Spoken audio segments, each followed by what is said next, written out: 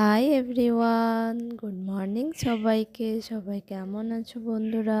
তো আবারও তোমাদের সামনে আমি বিলিতি আমড়া গাছের ভিডিও নিয়ে এসেছি।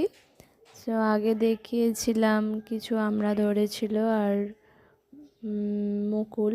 তো দেখো বন্ধুরা, আমড়াগুলো বেশ বড় হয়ে গেছে এবং এদিকে ছোট্ট ছোট্ট আমড়া আবার ধরেছে অন্য ডালটিতে।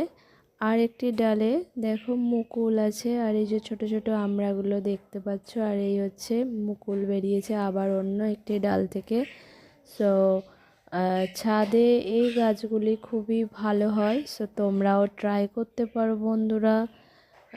খুবই কম খরচের মধ্যে এই গাছগুলো করা যায় এবং বিলিতি আমরা খেতেও খুবই সুন্দর।